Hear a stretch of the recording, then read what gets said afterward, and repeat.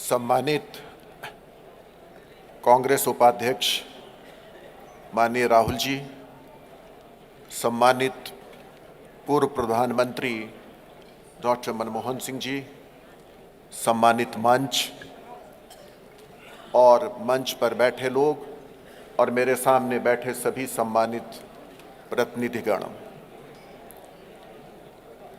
मैं माननीय चिदंबरम जी के द्वारा रखे गए प्रस्ताव का समर्थन करने के लिए खड़ा हुआ हूं। आज का ये सम्मेलन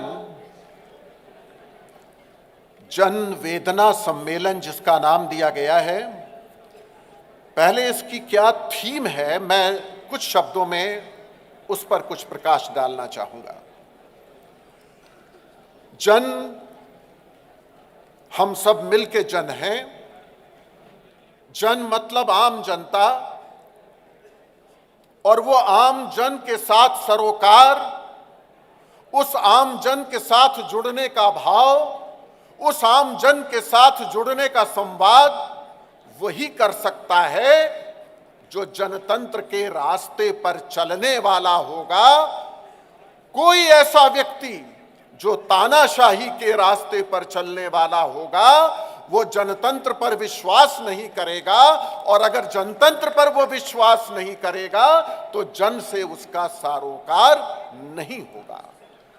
और यही वजह है कि मोदी, मैं जी नहीं लगा रहा हूं कि जिस व्यक्ति ने हिंदुस्तान की ईमानदार जनता को लाइनों में खड़ा करके चोर साबित कर दिया हो, उसको सम्मान देना एक इतने बड़े डायस पर मैं समझता हूं उचित नहीं है।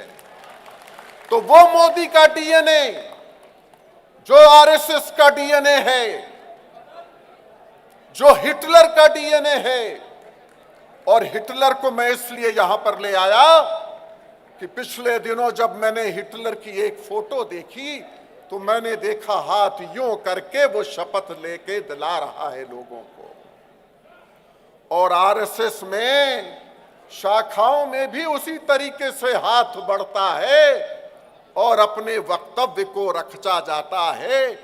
तो हिटलर के रास्ते को आरएसएस ने अपनाया, और आरएसएस का हाफ पैंट पहनने वाला मोदी आज इस देश का प्रधानमंत्री बना, तो वो यकीनन जन से सरोकार रखने वाला नहीं होगा। तो जन शब्द की इस व्याख्या के साथ मुझे अफसोस है कि आरएसएस अपनी परिपाटी में जकड़ के रहने वाली संस्था है, लेकिन उसने अपने चेले मोदी को जब देखा कि महंगे सूट पर वो लटलका रहा है, तो उसने भी अपनी वर्दी में हाफ पैंट को फुल पैंट में बदल दिया। आज ये रास्ते किस तरफ लेके जाएंगे मुल्क को, सोचने की आवश्यकता है। दूसरा शब्द है वेदना का।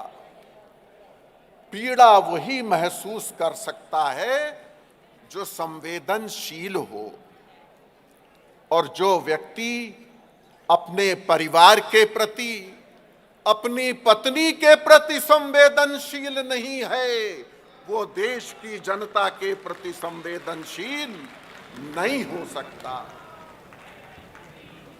और इसलिए हमने ये देखा कि पिछले दिनों, चाहे वो नोटबंदी का मामला हो, चाहे वो भूमि अधिग्रहण कानून का मामला हो, ललकार करके राहुल गांधी जी ने जिस तरीके से मोदी का मुकाबला किया, आज ये पूरा सदन उनको सैल्यूट करता है, उनके उस संघर्ष के तेवर को।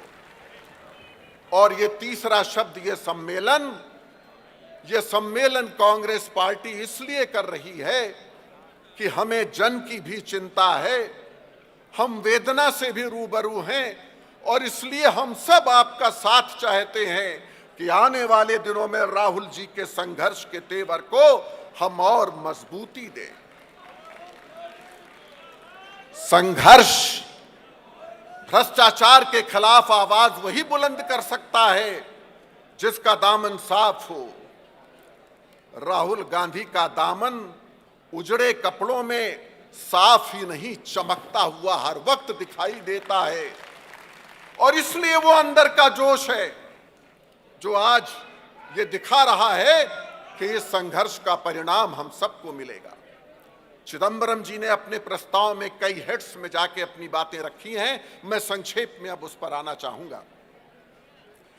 कमजोर वर्गों के साथ उत्पीड़न का जिक्र उन्होंने किया, नोटबंदी पर बहुत बड़ी बात हुई, भ्रष्टाचार पर बहुत लंबी बात हुई। उन दोनों विषयों को छोड़ते हुए आज ये सरकार ये भूल जाती है कि हिंदुस्तान एक सारे लोगों के समुद्र को साथ में लेकर के चलने वाला, हर तरीके के फूल के गुलदस्ते को साथ में लेकर चलने वाला मुल्क है।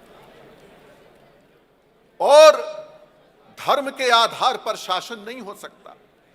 यूरोप और अरब कंट्रीज में एक ही धर्म के मानने वाले लोग तमाम मुल्कों में रहते हैं, लेकिन धर्म के आधार पर एक मुल्क की संरचना वो नहीं कर पाए।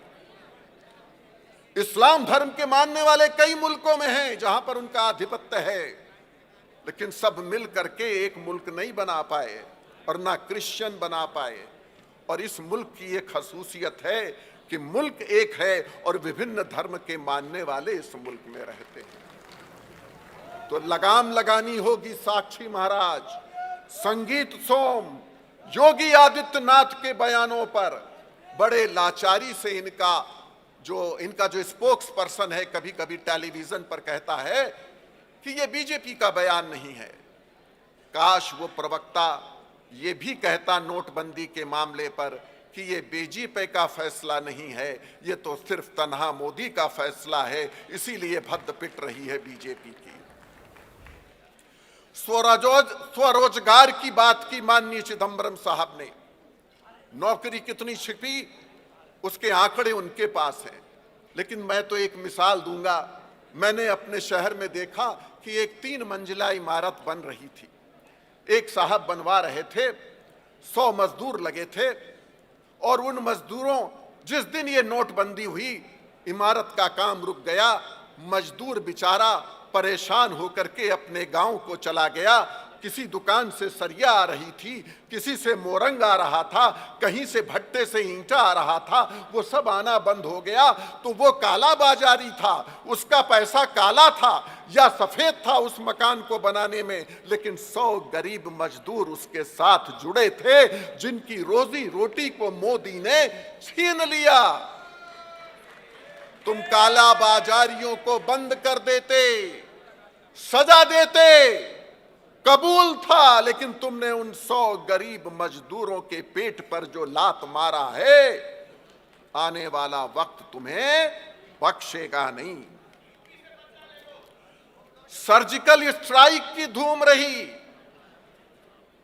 सर्जरी तो की जाती है कि मरीज तंदुरुस्त हो जाए। डॉक्टर जब अस्पताल में किसी की सर्जरी करता है तो मरीज को फिट करने के लिए करता है। तो मोदी साहब की भी जो सर्जरी हुई वो ऐसी हुई कि अंदर घुस के क्या किया ये तो नहीं पता, लेकिन लगा कि जो वहां से इधर सप्लाई करने वाले लोग थे वो और तंदुरुस्त हो गए, क्योंकि उसके बाद हमारे शहीद सैनिक और ज्यादा शहीद होने लगे। उसके बाद वो सैनिकों के शहीद होने की लंबी लाइन लग गई। या तो डॉक्टर को कुछ इन्फेक्शन मिल गया डॉक्टर मोदी को उधर से, या मरीज को कुछ ज्यादा तंदुरुस्त कर दिया उस सर्जिकल स्ट्राइक ने। नारा दिया अच्छे दिन आएंगे, जिसका माननीय राहुल जी ने जिक्र किया। अच्छे दिन कहां से आएंगे?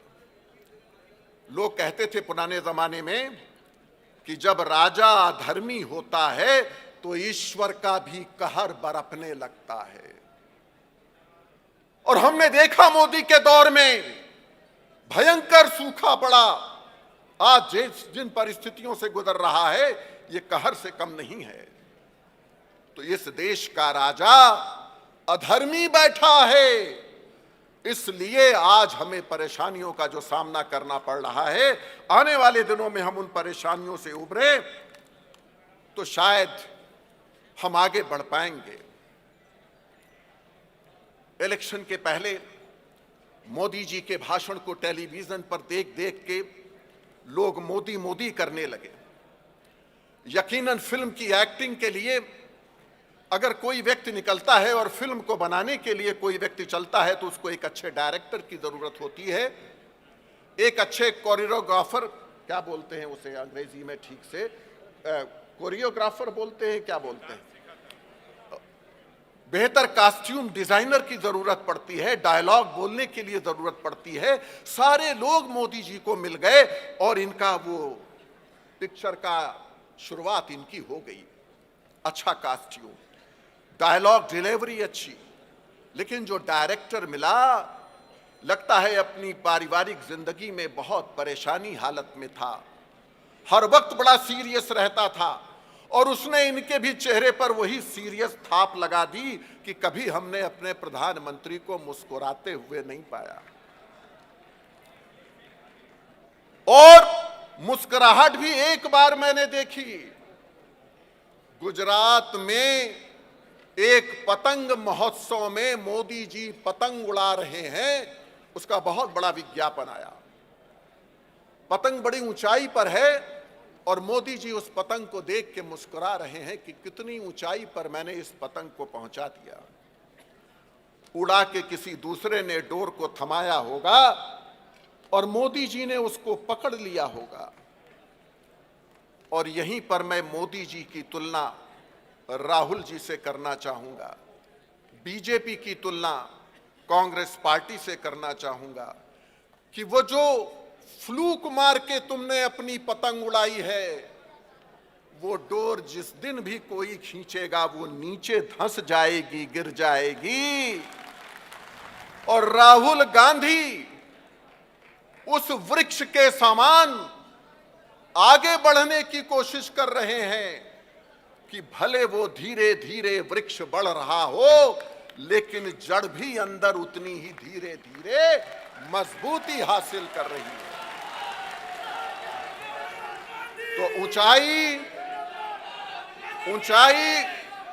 ऊंचाई और मजबूती उस पेड़ की मजबूती के सहारे अगर नापी जाएगी, पतंग के सहारे नहीं, तो राहुल जी यकीनन आपके संघर्ष का रास्ता तो लंबा है। मैं आंकलन करता हूं जब इस देश की राजनीति में बहुत से नेताओं के बारे में, आपके परिवार की पुरानी परंपराओं के बारे में, तो मैं देखता हूं कि माननीय सोनिया जी जब आई हैं राजनीति में, कांग्रेस टूट रही थी, धड़ों में बंट रही थी, अस्तित्व रहेगा कि नहीं रहेगा कुछ पता नहीं था। पार्टी को एकजुट करना था, एकजुट किया। ऐसी स्थिति इसके पहले हमारी पार्टी के किसी नेता ने नहीं झेली थी। ये नई स्थिति थी, उसको मजबूत किया, फिर से सत्ता दिलाई। सत्ता के प्रति ना मोह उन्होंने किया ना आपने किया, और वो संघर्ष के रास्ते पर आप आगे चल रहे हैं। रास्ता लंबा हो सकता है, लेकिन सफलता मिलेगी। और अंत में एक बात मैं विषय से हट के करना चाहता हूं, मुझे अभी इशारा हो गया है कि देश के हित में और कांग्रेस के हित में सिर्फ और सिर्फ कांग्रेस का मजबूत होना जरूरी है। जब से कांग्रेस किसी प्रदेश में कमजोर हुई, क्षेत्रीय दलों को मजबूती मिली, भारतीय जनता पार्टी का ग्राफ आगे बढ़ा। यानी कांग्रेस की कमजोरी, क्षेत्रीय दलों की मजबूती बीजेपी को फायदा पहुंचाती है और बीजेपी मजबूत होती है। इसलिए यह आवश्यक है कि क्षेत्रीय दल अगर कमजोर होंगे, कांग्रेस तभी मजबूत होगी और तभी बीजेपी को शिकस्त मिलेगी। और इसी के साथ इस देश के भविष्य, राहुल जी को उनके संघर्षशील तेवर के प्रति मैं फिर से आभार ज्ञापित करते हुए माननीय चिदंबरम जी के प्रस्तुत प्रस्ताव का मैं समर्थन करता हूं। धन्यवाद।